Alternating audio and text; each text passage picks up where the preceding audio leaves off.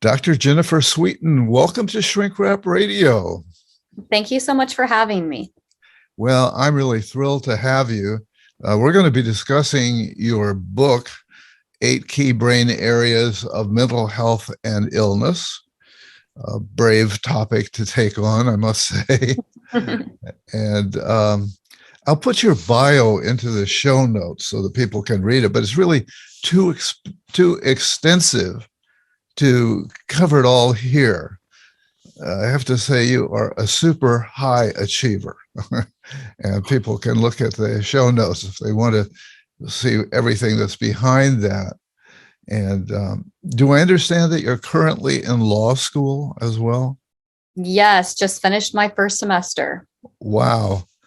Fun So what time. motivated that? I do clinical psych work. I'm a clinical psychologist, but I'm also a forensic psychologist and really have an interest in forensic psychology and also a little more of the legal side of things. And so it was really that experience that prompted me to pursue the law degree. And, that way life is never boring. Yeah, well, my wife went to law school, and also one of my adult sons went to law school. And what I know about that is the reading is massive. Yeah. Yeah. But it's a little bit better than writing, I'm finding. I'm liking the break from writing and getting to read. Oh, So yeah. good. Yeah, writing, you really have to, you have to use your brain to write. Definitely. Uh, and so what's the story behind this book? Why this particular book at this particular time? Well, I've been wanting to write a book like this, focusing on the neuroscience of mental health, probably for maybe 5 to 7 years. I really thought it was important just coming from my neuroscience background. So I was originally trained as a neuroscientist. And so that really informs a lot of my work and a lot of ways that I just view mental health and clinical psychology. And so I wanted to be able to give clinicians and even members of a lay audience some background into the brain and what brain science has to say about these topics. Because I think when we can understand more about what's happening in the brain, what's going not so great, maybe in something like depression, it also tells us a little bit about what we can do to help shape the brain in healthy and positive ways. So I think it can really bolster treatment. Yeah, and you described this book as a handbook. Tell us a little bit about what's behind that. Well, I wanted it to be something that's fairly easy to reference. I wanted different chapters to stand on their own. So I didn't want it to have to be something that you have to read from cover to cover. I know how Yeah. difficult that can be, and people are really busy, but I want it to be something where clinicians or other people can look in the book, get straight to the brain areas that they're interested in, cut to the chase, see what they're involved in, what the treatment implications are, to be able to be maximally helpful as fast as possible. The issue sometimes with brain science, as you might know, or neuroscience studies, is that they're very long, very verbose, a lot of jargon, difficult to make much of it. And so I really wanted to make it a little more digestible. Well, how did you get your education in it? You point out that you're trained as a clinical psychologist. So at some point you must have had to take this on in a big way. Yeah, so really a lot of my training came from undergrad studies in cognitive psychology, but also then when I first went to Stanford, it was for affective neuroscience. So I have a master's in affective neuroscience, which is Uh-huh. basically emotion in the brain and looking at mental Okay. health and illness in the brain. Yeah. So having that master's degree is really has given me a step up, I guess you could say. So that's where a lot of it came from. Although, of course, I have to stay up to date as things are constantly changing in that Oh, field. I know. We're living in such a time of explosive growth in terms of neuroscience, and it's hard to keep up with all of that. And I would think it's hard for the general practitioner psychotherapist to know which parts are the most important to master. So your book seems like really important to help people who are maybe pondering those dilemmas. I've been retired from psychotherapy for a number of years, so this this will be handy for me, maybe for future interviews as well. Good, good. Yeah, hopefully some things can really click for you. Oh Sometimes yeah, sometimes it's validating. I know clinicians will sometimes tell me, because what they've seen to be true anecdotally, or what we know to be evidence-based, you know it, but maybe you don't really know why. And so it can be helpful to really connect those dots and say, it's because it's, down regulating the amygdala that this sort of technique would work, that kind of thing. Yeah. Well, we are living in a time when our brains are being stressed perhaps more than ever. And so, so it behooves us to understand just what's what in the brain, I guess, and to try to keep our brains as healthy as we can. So it must have been difficult. Well, I'm wondering how you decided on 8 brain areas. And, could it have been more? Could it have been less? Absolutely. It could be probably 15. Ooh. Say up to 15. It can be as little as 3. If I had to narrow it down to 3, I could. But it honestly started with the book as being 10. The reason why it ended up being 8 is because that's the number of brain areas that I felt confident enough about, based on the research, to say these are really critical in mental health and illness. And the critical piece of, there's evidence that we have, there's research that we have that shows us how therapy can change these areas of the brain. So there are maybe some areas of the brain that, we know they're involved in some way, but they're harder to pinpoint, or we don't really know if they can be shifted. So I'm trying to, I guess, always stay hopeful and say, these are the areas that are involved that we know we can shift. I'm just curious, what were the 2 areas that you decided to drop to go from 10 to 8?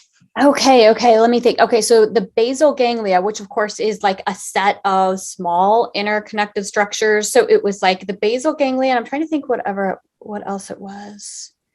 I'm not even remembering offhand the other one that it was. So I don't okay. know. I know the basal ganglia was one of them. And I know the prefrontal cortex, I used to have the ventromedial prefrontal cortex and the dorsolateral prefrontal cortex as one area. And I actually ended up splitting them. So it's evolved over time for sure. But thankfully the publisher was flexible with me. Now, how did you decide on what order to present these centers in the book? Yeah, I'm presenting the chapters. You can think mainly from bottom up in your brain. So roughly, I might have broken the rule once or twice, but generally what I'm thinking of conceptually is we're going to start in the lowest part of your brain and we're going to work our way up, talking about all the important areas. And so, for instance, the first structure that we talk about is the thalamus, because the thalamus, we know, is the first structure that receives sensory input. So that's kind of where it all starts. So we start there. Where we end is the dorsolateral prefrontal cortex, which is at the very top of your head. So if you were to drill into your skull from the top. Well, it really made a lot of sense to me that you started at the bottom of what sometimes is called the old brain, or the lizard brain. And so the functions become more complex as we work our way up. Right. Yeah, and that makes a lot of sense. Now, you came to a structure, a kind of outline, maybe for key discussion points that you followed a pattern for each of the brain structures. For example, the first one was location. What are the others? I didn't write them down. Yeah. Okay, and I have the book right here in front of me. Oh, good. Oh, yeah. Hold it up so people can get a sense of the heft. Yes. Okay. And I have to congratulate you. I mean, this book is extremely rich, and it's less than 200 pages long, which is amazing. Amazing. Oh my gosh. I was actually shocked just how long it felt, the manuscript, that it fit into a book this size. But this is good. But yeah, the sections. So what you can count on, every chapter is very similar in terms of how it's structured. Starts off with chapter 2 on the structure's location. Then it goes to the functions, but really more in a nutshell. So if you just need to read about a paragraph of generally what it does, there it is. I love that. And then I expand it in sections beyond that, showing, like, for instance, for the hippocampus, that it's involved in stress management, timekeeping, spatial navigation. So generally, what do these structures do? What are they involved in? And then I get into more of the mental health side. So mental health conditions that we know it plays some role in, and then we have sections for those, each of those mental health, I guess, conditions or categories of disorders and treatment implications. Okay, well, you've already, I'd like to move through them, and we may not have time to go through all of them. And besides, we want to make sure that people are have a little mystery about the book. Don't Sure. feel like they got all the information in this conversation, which let me assure you that listeners and viewers, no matter what depth we get into here, it's unlikely that I'll get into the depth that's in the book. And so you mentioned the thalamus, and so where is that located? Yeah, this is a low subcortical structure. Subcortical meaning outside of conscious awareness and outside of conscious control. So I like to think of subcortical structures as being maybe about ear level and below. So the thalamus is subcortical. It's mainly involved in the relay of sensory information. So this is like one of the first areas of your brain that receives sensory information from all of your senses except smell, but every other sense except that. And except smell, you say, because smell. the smell's got a more direct route. Is that right? Yeah, smell goes directly to the amygdala. Uh-huh. Yeah. So it does not pass through the thalamus, which is really interesting because basically what it means is that scent or sense of smell is really emotional for us because it's not filtered through any brain structure before hitting the amygdala, which is that limbic area of the brain that detects threat and danger. And it's involved in implicit memory. So kind of interesting. I'm wondering if it's the same in animals like dogs and bears. I don't know if you'll know this, but I just know that smell is so much more important to them than to us. And it's just such a powerful sense for them. Yeah, I would be willing to bet it probably goes to the amygdala. Yeah. Again, given how important it is, but I don't know for sure. Good question. Yeah. Well, and I was also intrigued to see that the thalamus plays a crucial role in non-REM sleep. I've been long-standing interest in dreams and the meaning of dreams and so on. Yeah. And its relationship to sleep is somewhat debated, somewhat complex. But yeah, we know it does tend to play a role in non-REM sleep. It's kind of hard with that piece of information to say how it translates into clinical practice exactly.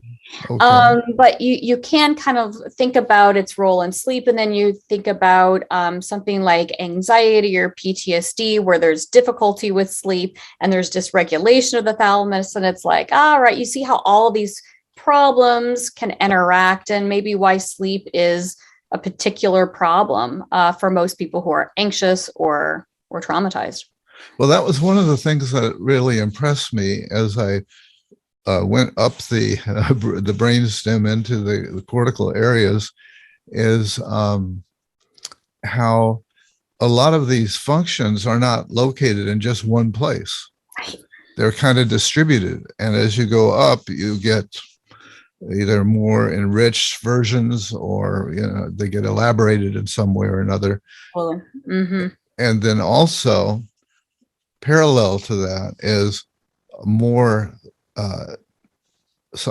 pathological disorders get attached to as we go up. But in the thalamus, you touch base with short-term memory and also traumatic memories. Mm-hmm. Yeah, something kind of, I think that, of course, I specialize in trauma and PTSD. And so I'm always thinking about these structures related to that. But that with the thalamus, re-experiencing symptoms tend to be linked to underactivation or hypoactivation, which may mean, of course, as a neuroscientist, you're always telling stories. It's hard to tell exactly what causes what are the reasons for things, but it seems to be that what's happening with re-experiencing symptoms, maybe like flashbacks or intrusive memories, is that there's less filtering out of sensory information. So if the thalamus's job is to filter information and send that information, that sensory information, to other areas of the brain, when it's underactive, essentially what's happening is that it's not filtering very well. So you're feeling too much of something as though it's real, but it's not real. It's a memory, which means it should be filtered out more.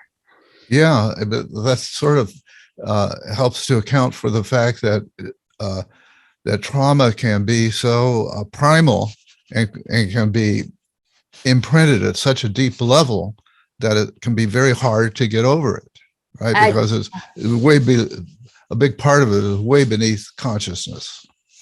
Absolutely. I would say most of it is. I think about like the old school psychoanalysts and them saying that a goal of therapy is to bring what's not conscious into consciousness, and how helpful that can be when you can bring some of this awareness up to these top areas of the brain to help learn about yourself and your experiences and to regulate them. But yeah, so much of trauma, I say, is sort of ear level down. It's really in the body. It's in these subcortical areas.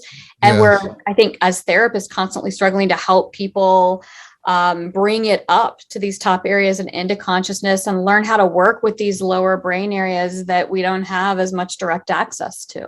Right. And so you've kind of maybe had to reach a little bit more in terms of thinking, well, how might a psychotherapist make an intervention in the thalamus? And you suggest that EMDR might be helpful, and cognitive behavioral therapy.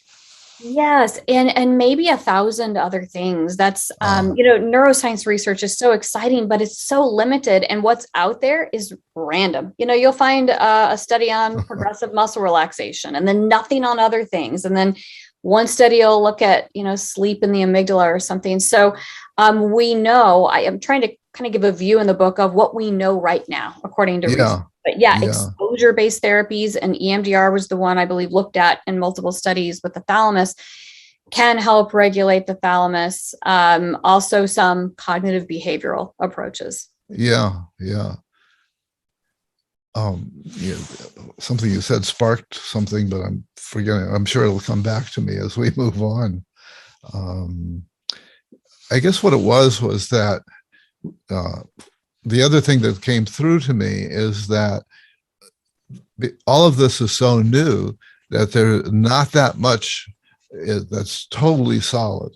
And people are finding, because of their specialties or whatever, they might report on this or that. And so it must have really been a challenge for you to figure out, okay, what is there enough of reported here for me to include? And what's maybe just kind of a random other thing. Exactly, which is why I didn't really settle into these 8 areas late in writing the book, because there were multiple times where I'd start to write something and then back off of it. Oh, I can believe it. I want to write about addiction, but I'm like, wait a minute, we don't know enough about that. I'm going to have to switch over to depression. So you don't really know what's there until you dig really deep. And sometimes there's just not enough to say anything helpful. So that was an ongoing. I can totally believe it. And it also emphasizes that we're really talking about a holistic system. And so even to talk about centers, maybe, brain centers, may be a little bit arbitrary. Absolutely. Yeah. So that's a particular challenge with the thalamus, and actually multiple areas of the brain, probably all of them that I'm writing about to some extent, but especially with the thalamus, where one of the main issues in figuring out what helps or what's what is that we don't know to what extent something is a result of the thalamus or a result of what the thalamus is connected to. So the connections between different areas of the brain, the networks that are connecting these different regions are really important. And it can be hard to kind of pull out, like, this is what the thalamus does. Oh, yeah. My hat's off to you. So we get on the elevator and go up to the next floor, and we come to the amygdala. The amygdala is next. Yes. Yeah. So tell us a bit about where that's located and what the nutshell understanding of it is. Well, and the amygdala is the nice next step progression, because the thalamus, when it reroutes sensory information to other areas of the brain, the first area it gets to is the amygdala. So the amygdala, tiny little subcortical structure, almond-shaped structure that is little but mighty, involved mainly in threat detection. So sometimes it's referred to as the smoke detector. I know Bessel van der Kolk calls it the smoke detector of the brain. It's there to keep you alive, to keep you safe, to detect any sort of danger that you might be faced with. And so in a lot of different disorders, what happens is that this threat detection center becomes a little bit too sensitive, where maybe you are perceiving threat where there is no threat, or maybe there is some kind of stressor, but you're disproportionately reacting to it. So it's hyper reactive, or you feel like when you get upset, you just can't calm down. So these are all issues that can happen with the amygdala. Yeah. And another thing that totally amazes me is that you pointed out that it's a small structure, almond-shaped structure, and I don't know if this is one of them, but many of these structures, when you talk about them, they're divided into multiple parts, and there's the top part and the bottom part, and they do different things.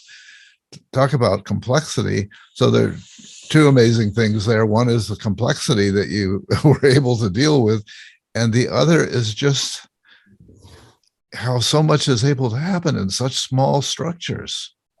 Yes. And this is a perfect example, though, of how your connections in your brain are everything. With the amygdala, it's tiny but mighty. Really, the reason why it's so powerful and influential is that its connections are really strong, because it's a survival area of the brain. It's there to light up, to activate, to save your life. For instance, if a bear is chasing you, because of that, its connections going to other brain areas tend to be incredibly strong, meaning it can influence those other structures.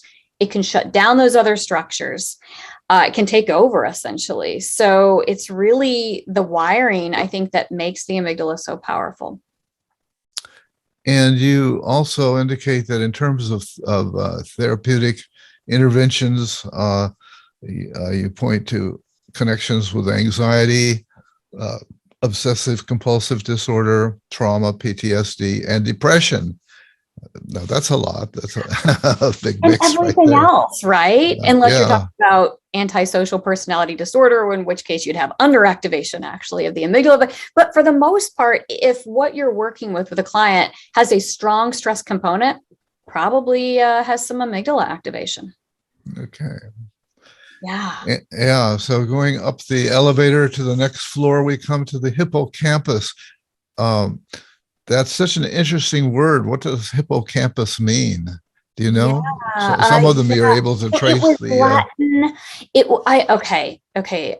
I hate for you to quote me on this, but I believe it's Latin for like seahorse. That sounds familiar. I'm sure it's in your book. If we were It to might. look in your book, It might. I'm on the hippie. Well, I no, was. no. You But don't have to look it up. yeah, I think it's Latin for like seahorse, because it has like that seahorse kind of Okay. shape. There's Yes. multiple. This is one of those brain areas, kind of like you were talking about, have multiple sections that we know each section does something a little bit different, or like long-term memory is stored in one place in the hippocampus for the first 2 years, and then it actually shifts to another. So I don't go into that much detail, because that could just be too much for people. I'm Oh trying yeah. to, like, what do you need to Right. know? You're But treading a narrow. complicated. Yeah. Yeah. That's true. Yeah. Yeah. But this is long-term memory storage. It's not the only area. I mean, memory systems in the brain are really, really complex, but it's involved in the encoding and the storage of long-term memories and the retrieval as well. So really, really important, especially if you're working with anxiety, where the anxiety is rooted in some sort of past event that was distressing, or if you're working with trauma or PTSD, where people essentially are going off of memories of, terrible things that have Yeah. happened, and it's impacting their life. Yeah. You say memory encoding, and also consolidation, which makes me think of reconsolidation theory and therapy. Yes. So do you think that gets at this area somehow? Absolutely. So if you think about something like EMDR, where you're bringing to mind thought of a memory or a part of a memory, and then you're incorporating the bilateral movement to facilitate desensitization to that memory. That is memory reconsolidation, right? Memory reconsolidation is bringing the memory to mind. That activates the hippocampus and also the ventromedial prefrontal cortex. So activates those two areas of the brain. Then what you're doing is you're altering not the facts of the memory, but you're altering your relationship to the memory in a way where it's going to feel less distressing over time. And so memory reconsolidation has that piece too, which is that repetitive exposure to the memory, adding in some sort of contradictory experience. So it might be that now you feel less upset when you think about it, or maybe you can take a deep breath as you're thinking about it. And so now when it reconsolidates into the hippocampus, you store it back essentially. You're storing it back into the hippocampus a little less distressing than when you pulled it out, because we know the way memory reconsolidation works is that every time you remember something, you're remembering the last time you remembered it. It's not the original trace anymore. And that's why we can actually shift memories over. And also why our memories get less accurate as time goes on, right? Sure. Little parts fade out over time. It's like the game of telephone where you pass along something, in a circle with other people, and it gets changed. Yeah. And so, that becomes relevant, in court cases where they're relying on witness testimony. And that's major interest of mine. Yes. Law school. You're going to be getting into that. Yeah. Okay. Yeah. So some of the things that you show are implicated are, again, trauma, depression, and anxiety. Addiction starts to appear now as we move our way up. Epileptic seizures, that was an interesting one. And schizophrenia, that's the first time that one's popped into. We're going to see it again as we move up. Yeah, it's a good point. I hadn't actually put that pattern together until you told it to me. But as we go up, you start to see more disorders and sometimes more severe mental illness. Yeah. So now we come to the insula. Yes, arguably my favorite area. So the insula is a limbic structure, also a pretty low structure, really cool area of the brain that helps you form emotion with the help of other brain regions, but it alerts you to what's happening in your body and then helps you make sense of it and craft emotions from it. So classic examples, if you notice that your heart is racing, the second that you notice your heart is racing, that's the insula. It's actually the back end, the posterior insula, alerting you that something's happening in your body. And as the signal moves through the insula to the front part, what happens is you interpret it. You decide if this racing heart is aversive or if it's pleasant, and then you put in some sort of interpretive statement or appraisal on it with the help of the anterior cingulate cortex, which might be, my heart's racing because I love roller coasters and they're so exciting, or my heart's racing because I hate roller coasters and I'm really afraid. So it's kind of how we interpret situations based on our body. And so I'm kind of looking at the kind of outline they made from these, and I see implicated in many mental disorders. So we see this multiplication that we were talking about, including trauma, anxiety. And I thought this is interesting. You say the treatment focus is to get them into their body and in the here and now. And so we see mindfulness also as a possible approach to working with it. Sure. And different types of mindfulness maybe are more helpful than others. But a key way to increase activation of this area is to intentionally bring the client's awareness to their body and what's happening in their body, and actually being able to feel it, experience it, name it, describe it. So that's really, really important, because in a lot of disorders, what happens, it depends, but what can happen is that this area becomes less activated than we would like it to be, which means the person may be unaware of what they're feeling. They may be alexithymic, meaning they have a hard time describing emotions or experiencing them. They might feel numbed out. And so it can be difficult to engage fully in therapy if you don't really know who you are, how you feel, That's Yeah, that's hard. a frequently reported experience. And we Absolutely. also have depression, addiction, schizophrenia, and autism. Now, addiction is going to show up as we move up more and more. Uh, what is it about the insula that somehow ties into addiction? Yeah. Uh, yeah, it's a really good question. So, one of the ways that this is going to be linked is that through, and it depends on what you're addicted to, right? But through meth, the use of meth, let's say, you can actually shut off the insula. So, we know that a big reason why people engage in substance use or abuse is to get away from feelings that they don't want. Sometimes they'll say it's so that I can stop thinking about things that I don't want to think about, but it's not really the thoughts.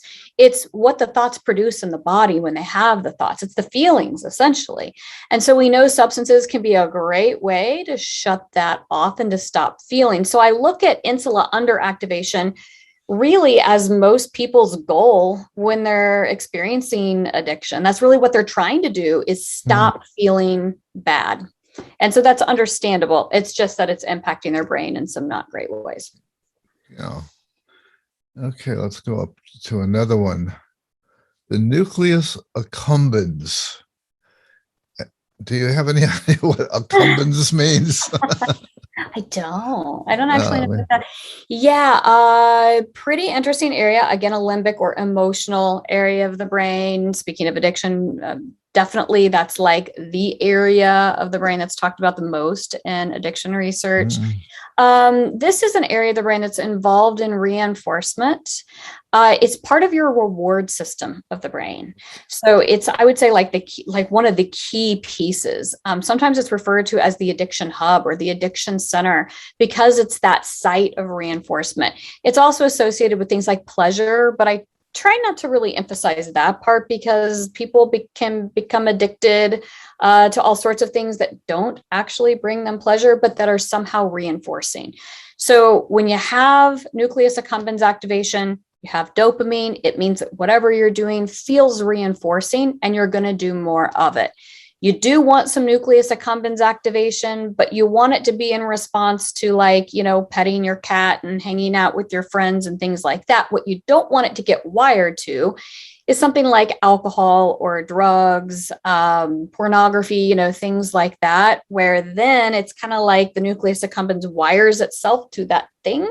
yeah. And you actually stop getting nucleus accumbens activation for other naturally rewarding things like people and hobbies and Yeah, you mentioned healthy things. love and attachment as being also related to that area of the nucleus accumbens. Right. Yeah, so you want activation in that area, but you don't want too much. That's usually what's key. Okay. And I'm also beginning to think that I'm remembering that it's for some of these things like neurofeedback can be, to really try to reach down into the brain and make some actual differences. Well, I say actual differences because I keep having to remind myself that talk therapy makes differences in brains too. Oh, sure. Yeah. Sure. Yeah, but I mean, to be fair, there's something like deep brain stimulation or something like that, Yeah. or neurofeedback, which might make more targeted changes a little bit faster, is a way to think Yeah. about it. Sometimes for some people in certain areas. Yes, right. And transmagnetic stimulation is Yes, another approach that we're starting to hear about here and there, and that you mentioned. And I think that's a really very interesting and exciting area of possible research and intervention because you don't have to plunge wires deep into the brain to make some direct intervention. absolutely. Yeah. Yeah. Okay. Well, I said we wouldn't go through all of them, but maybe we will, but not but not in total depth, right? So now we get up to the anterior cingulate cortex. I'm never going to remember all this. I don't know how you do it. The anterior cingulate cortex. Tell us about that. Where's it located? The anterior cingulate cortex. It is, this is kind of interesting. It's a limbic area of the brain, meaning it's kind of deep in your brain and a little bit lower down, but not very low down. Okay, it's where it's located is right underneath the prefrontal cortex, which is kind of behind your forehead. So we're moving up in the brain. It is a really cool structure because it's a limbic structure, meaning really involved in emotion, but it's also a cortical structure. So it's also involved in things like rational thinking. So it's a cognitive structure, it's an emotional structure. It does a little bit of both. Really, really important for self-regulation in general. So regulating your thoughts, regulating your behaviors, regulating your emotions. Technically, you have something called a VACC and a DACC, which is like the lower area of the ACC and the top area of the ACC, where the top area is more cognitive, not surprisingly. Bottom area a little more emotional, but it all together is really involved in self-regulation. When there's a thought that bothers you and you don't want to have it, or there's an emotion that you're experiencing is distressing and you're trying to kind of like, talk yourself out of it or make yourself feel better. I mean, these are functions of the cingulate. Yeah, it's interesting that as we go up, then there are structures like this one where it's got some of the qualities of the lower, right?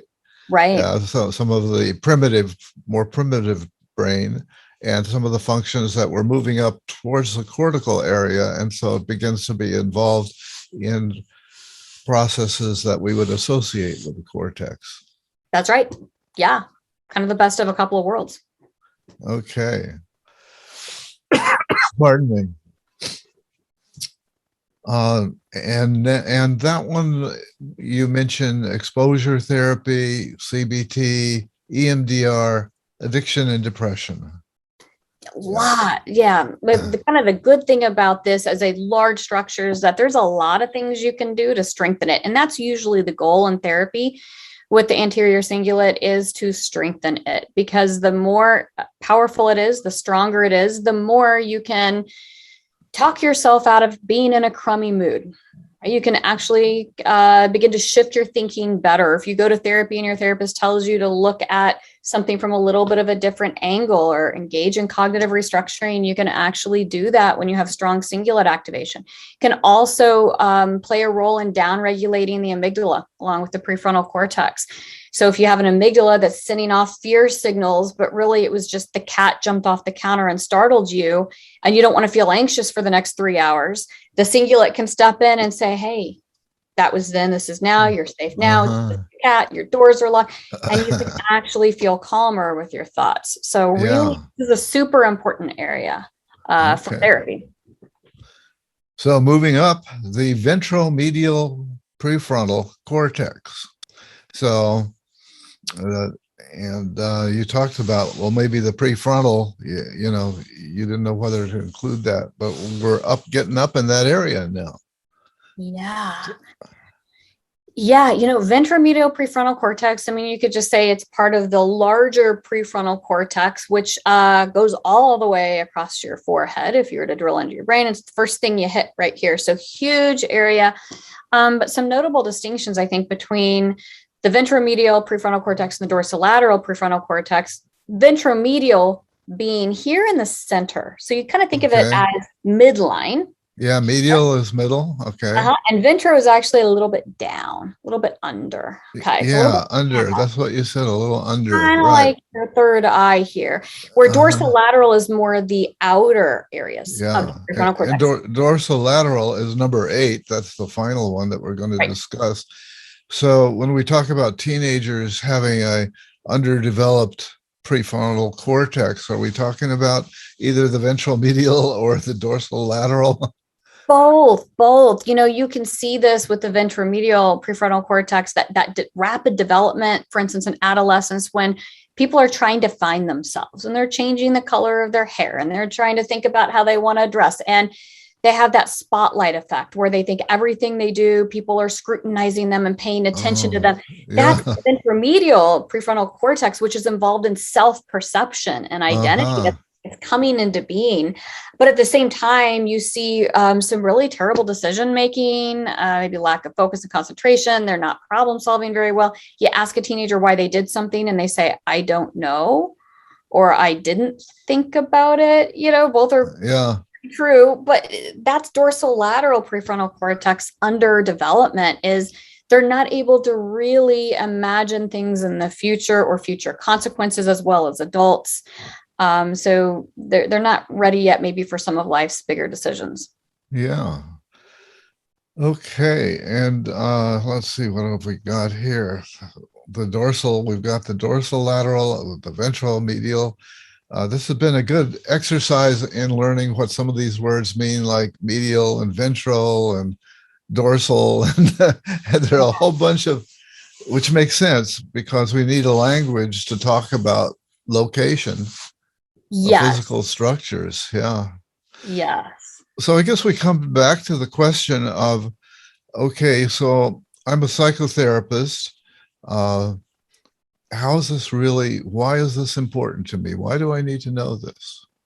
Yeah, I think it's important to know a little bit about what you're aiming to help clients shift, to be able to link symptoms to brain areas and then link it to different types of therapeutic techniques. We know what's evidence-based for the most part. It's always shifting, but we know where the research is, but that doesn't really narrow it down. I mean, if you look at something like prolonged exposure for PTSD, we know that it's associated with clinically significant reductions in PTSD symptoms in about 51% of clients, which is great. But what about when it's not? Or how do you know at the outset who you should try prolonged exposure with? When should we be doing an exposure-based therapy versus something more somatic versus something more cognitive?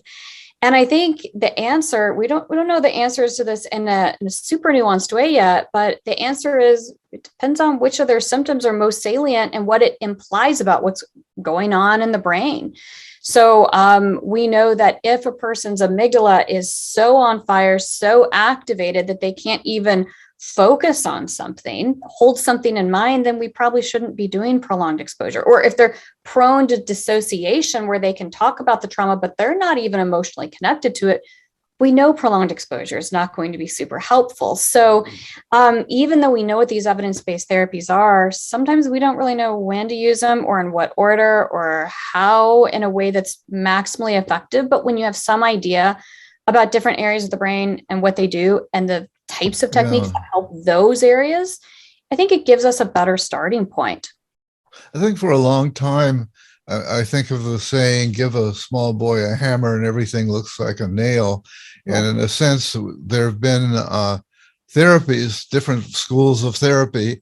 And hey, this is my school of therapy, and we're going to do this pretty much on everybody who walks in the door. Right. And it seems like we're shifting away from that toward a more nuanced ability to differentiate. I remember when I was a graduate student a millennia ago, that I used to wonder, why are we doing all of this diagnostic stuff if we treat everybody more or less the same? That's so funny. Yeah, well, I really wondered about that. Yeah. Yeah, we tend to be told sometimes, I think, that these certain approaches are these panaceas, like, here's one thing and it's going to work for everyone. And that's a common thing that I think you just see in a lot of different trainings for a lot of psychotherapies. I mean, I've been to prolonged exposure trainings and cognitive processing therapy trainings and brain spotting ones and EMDR, and they all work for somebody, right? They all work for someone, but sometimes you get this impression that if it's not working for your clients, you're not doing the therapy right. But really, we might be targeting not necessarily the wrong brain areas, but the wrong brain areas at the wrong time, right? Maybe it's the right areas at the wrong time. So if we understand, for instance, that sometimes we have to address amygdala activation before we can strengthen the prefrontal cortex, that gives you an idea of the order of operations of good treatment, right? So okay, maybe if, let's say, just as an extreme example, your spouse just died yesterday. So today, you're probably not going to go to therapy and have the therapist say, hey, let's try to think about this a little bit differently. It's not the end of the world, right? You're not going to be doing cognitive restructuring. And we know this intuitively, but sometimes these therapies push us to doing maybe some of the right work, but not at the right time for a client. Yeah. So amygdala activation first, lower areas of the brain first. If someone can't even feel their body or describe an emotion, probably can't do emotional work until they're in their body. So that's what neuroscience can give us, is a better sense of when we should do what types of techniques. I would imagine that one of the implications of your book is that the training of psychotherapists is going to have to develop and become more nuanced. It already seems like it's terribly, there's an awful lot that new therapists have to master, but it seems like it's going to get even more challenging. Yeah. I think ideally it will. And I am hoping that over time we have our areas of specialty. But to move beyond, I am a cognitive behavioral therapist, or I am an EMDR therapist, and think about these as tools for brain change, but focusing more on this is the condition that I treat with several tools, rather than the kind of one size fits all approach that you were referencing. Or I'm imagining that there might be a co-pilot, if you will, a person like yourself that the therapist could consult to get a sense of direction and so on in terms of all of this brain knowledge. Absolutely. I do those consultations frequently for people, even just in 15-minute increments, where somebody just needs to know, hey, this is the way someone is presenting. What is this? Or what might this be? And then what are the techniques for this? Yeah. Well, you were on the cutting edge, I must say, and I really thank you for the time that you spent going through all of this. So Dr. Jennifer Sweeten, thanks for being my guest today on Shrink Rap Radio. Absolutely. Thank you so much.